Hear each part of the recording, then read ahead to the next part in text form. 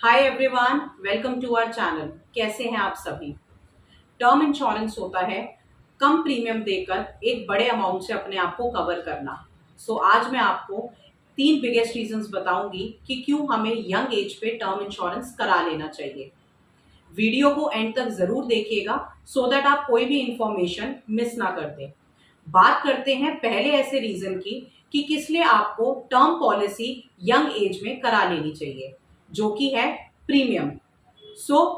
Premium जो होता है, जब भी हम एक टर्म पॉलिसी लेते हैं पर्टिकुलर किसी भी एज पे, लेट्स से आपने 30 इयर्स की एज पे एक पॉलिसी करवाई, तो उस 30 इयर्स की एज से जिस भी एज तक का आप एक कवरेज ले रहे हैं, लेट्स से आपने 60 की एज तक का कवरेज लिया है, 80, 85 या 100 इयर्स की एज तक का कवरेज लिया है, तो वो प्रीमियम आपका उन पर्टिकुलर ईयर्स के लिए फिक्स हो जाएगा। अब आपने सपोज अपने प्लान को डिले कर दिया, आपने 30 की एज पे ना लेके उसको 35 की एज पे या 40 या 45 की एज पे आपने प्लान करा, तो वो प्रीमियम एज के अकॉर्डिंगली आपका इंक्रीज होता जाता है, क्योंकि रिस्क एपेटाइट जो है वो हमारी एज के अकॉर्डिंगली इंक्रीज हो रहा है, तो कंपनी जो है आपके प्रीमियम को उसके अकॉर्डिंगली इंक्रीज करती है। तो इसीलिए अगर आप यंग एज में हैं, आपका एक ऐसे एज स्लैब पे आ रहे हैं, लेट्स से 25, 30, 35, तो उस एज पे आपको अपनी एक टर्म पॉलिसी परचेज कर लेनी चाहिए। सेकेंड मेन रीजन आता है मेडिकल हिस्ट्री का। जब भी कोई भी कंपनी आपको एक टर्म पॉलिसी देगी, तो टर्म पॉलिसी देते वक्त कंपनी आपसे एक मेडिकल हिस्ट्री पूछती है कि आपको किसी तरह का कोई हाइपरटेंशन की प्रॉब्लम, कोई डायबिटीज की प्रॉब्लम या कोई सर्जरी तो नहीं हो रखी है। मेडिकल हिस्ट्री के अलावा कंपनी पॉलिसी करते वक्त आपका एक मेडिकल चेकअप भी करवाती है, जैसे कि LFT, KFT, आपका यूरिन रूटीन, डायबिटीज, बहुत सारे ऐसे बेसिक टेस्ट होते हैं जो कंपनी चेक करती है कि कस्टमर को किसी तरह की कोई प्रॉब्लम पहले से तो नहीं है। तो इन केस अगर किसी भी तरह का कोई ऐसी बीमारी या कोई ऐसा डिसीज डायग्नोस हो जाता है, तो कंपनी आपको टर्म पॉलिसी नहीं देती है, कंपनी आपके प्रपोजल को डिक्लाइन कर देती है, रिजेक्ट कर देती है। और इन केस अगर ज्यादा हाई रिस्क नहीं है, कंपनी अगर आपकी पॉलिसी को रिजेक्ट नहीं कर रही है, तो कंपनी आपके प्रीमियम पे एक एक्स्ट्रा लोडिंग लगा देती है, जिसको हम एग्जाटी भी कहते हैं।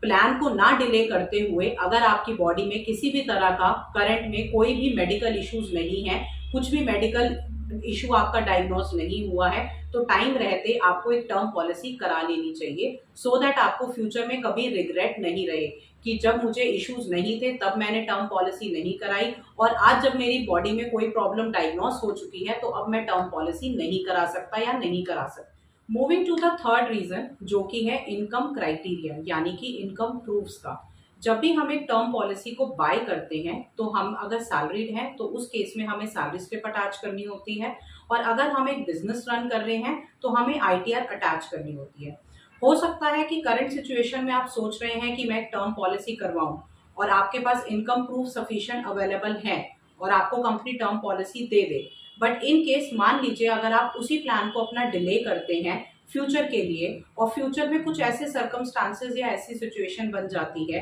कि आपको हो सकता है कंपनी सैलरी स्लिप प्रोवाइड ना कर रही हो, आपने कंपनी स्विच कर दी हो, या आप एक बिजनेस अच्छा खासा रन कर रहे हैं लेकिन आप ITR नहीं फाइल करते हैं, तो उस केस में कंपनी आपको टर्म पॉलिसी नहीं प्रोवाइड करेगी। तो आपको हमेशा ये रिग्रेट रह जाएगा कि जब मेरे पास सफिशिएंट इनकम प्रूफ्स अवेलेबल थे तब मैंने टर्म पॉलिसी नहीं कराई, और आज जब मेरे पास इनकम होते हुए भी, अच्छा पैसा होते हुए भी, अगर मेरे पास इनकम प्रूफ्स नहीं है तो कंपनी मुझे टर्म पॉलिसी नहीं देगी।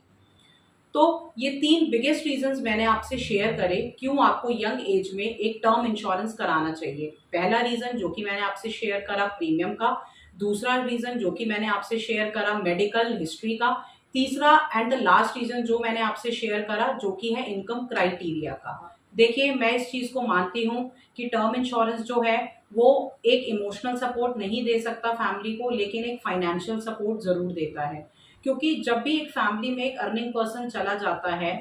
तो बहुत सारे ऐसे एक्सपेंसेस होते हैं जो वहीं के वहीं खड़े होते हैं, जैसे कि होम लोन EMIs हैं, कार लोन EMIs हैं, एजुकेशन कॉस्ट है। तो उन सारी चीजों को कवर करने के लिए आज अभी से अगर आप एक छोटा प्रीमियम देते हैं तो आपको वो छोटा प्रीमियम देने से एक बड़ा कवरेज मिलता है, लेट्स से 1 करोड़, 1.5 करोड़ या 2 करोड़ का, जिससे आपकी फैमिली की वो रिक्वायरमेंट्स आपके जाने के बाद पूरी होती हैं, आगे का सर्वाइवल उस अमाउंट के थ्रू बन पाता है। वो उस पर्टिकुलर अमाउंट से आगे की लाइफ को अपनी सरवाइव कर सकते हैं। मेरी आज की वीडियो अगर आपको पसंद आई हो, आज का टॉपिक अगर मेरा आपको अच्छा लगा हो, तो मेरी इस वीडियो को लाइक करिए, ज़्यादा से ज़्यादा लोगों को शेयर करिए, ताकि ये वीडियो उन लोगों तक पहुंचे जो आज भी टर्म इंश्योरेंस के बारे में सोचते हैं कि क्यों लें, किस लिए लें और डिले करते रहते हैं ड्यू टू मैनी रीजंस। अगर आपके कुछ भी क्वेश्चंस या क्वेरीज हैं तो आप कमेंट बॉक्स में डाल सकते हैं। इससे रिलेटेड कोई भी क्वेरीज आपके माइंड में अगर आती हैं तो हमारी टीम आपसे कांटेक्ट करेगी। डिस्क्रिप्शन बॉक्स में हमारा नंबर मेंशन है। एंड अगर आप इस चैनल पे न्यू हैं तो चैनल को सब्सक्राइब करिए। Thank you and have a nice day.